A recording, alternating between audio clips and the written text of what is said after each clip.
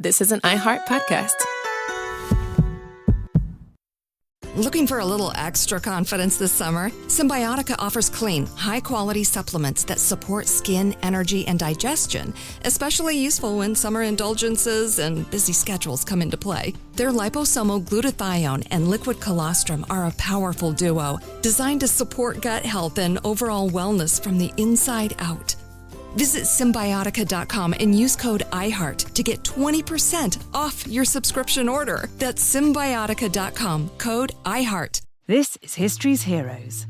People with purpose, brave ideas, and the courage to stand alone, including a pioneering surgeon who rebuilt the shattered faces of soldiers in the First World War. You know, he would look at these men and he would say, "Don't worry, Sonny, you'll have as good a face as any of us when I'm done with you." Join me, Alex von Tunzelmann, for History's Heroes. Subscribe to History's Heroes wherever you get your podcasts. Hello, from Wonder Media Network, I'm Jenny Kaplan, and this is Womanica. This month we're highlighting maritime madams. Whether through scientific study, aquatic exploration, or legendary prowess, these women harness the power of the bodies of water that cover our Earth. Today we're talking about a woman who defied gender norms in order to carve her way in the world, adopting a male persona to join the Navy. Please welcome Mary Lacy. Mary was born in a working-class family in Wickham, Kent, England in 1740.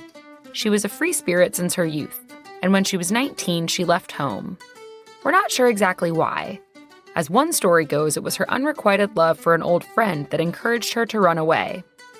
What we do know is that she left dressed in worn men's clothing.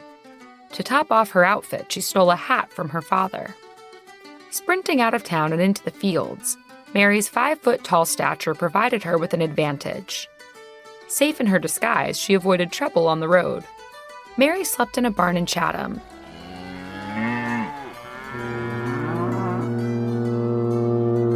By the morning, she wandered to a dockyard. The men working there offered her breakfast and a job as a deckhand on a ship called the Sandwich. In accepting the job, Mary fully adopted a male persona. Her new name was a combination of her father's name and her mother's maiden name. Aboard the Sandwich, Mary Lacy became William Chandler. We know much of Mary's story because she wrote it down. She published her autobiography, The History of the Female Shipwright, in 1773. In it, she recalled her story on the deck of the Sandwich. Mary started as a shipwright during the 7 Years' War. She was the servant to the ship's carpenter, a man named Baker. Baker was a kind man but prone to violent outbursts, and every now and then he'd forget to pay Mary her wages. After 1 year at sea, Mary's health took a turn. She was admitted to a hospital in Portsmouth with rheumatic fever and was reassigned to a ship called the Royal Sovereign. Mary committed to her life as a sailor on the high seas. She flirted with women, took courses on bookkeeping aboard the Royal Sovereign, and when Mary was released from the Navy after the end of the 7 Years' War, she continued her naval education.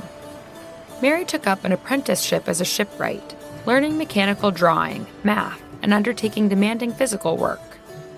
She earned her certification for the job in 1770.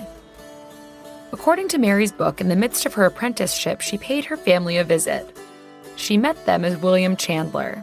Mary's family received her as William, though a prying neighbor attempted to reveal Mary's identity. Mary was able to keep her gender a secret, but eventually, life at sea and the physical labor it required wore her down. In 1771, she was forced to give up her life as a shipwright because of rheumatoid arthritis. By then, Mary had no family and was out of work. She stayed with a family friend. He encouraged Mary to apply for a Navy pension under her real name. In her application for the pension, they explained Mary's life as William Chandler. Mary was granted her pension without delay. On her way to collect her pension, Mary met a fellow shipwright named Mr. Slade. He escorted Mary back to Kensington and proposed to Mary on the way. Mary wasn't initially thrilled by the proposal. As she later wrote in her autobiography, "Though I had repeatedly declared that I would remain single, I at length gave my consent, in consequence of which we were married and now enjoy the utmost happiness the state affords." However, researchers speculate that this marriage might not have been entirely real, and that Mary's flirtations with women were more true to her sexuality. It's possible the proposal was included in the book to downplay Mary's lesbian relationships. Mary's life after 1773 is a speculative narrative.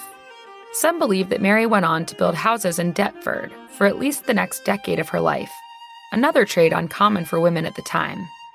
Mary Lacy was buried in 1801 in Deptford, England. All month, we're talking about maritime madams. For more information, find us on Facebook and Instagram at Womanica Podcast. Special thanks to Liz Kaplan, my favorite sister and co-creator. Talk to you tomorrow. This is History's Heroes. People with purpose, brave ideas, and the courage to stand alone, including a pioneering surgeon who rebuilt the shattered faces of soldiers in the First World War. You know, he would look at these men and he would say, "Don't worry, Sonny, you'll have as good a face as any of us when I'm done with you." Join me, Alex von Tunzelmann, for History's Heroes. Subscribe to History's Heroes wherever you get your podcasts.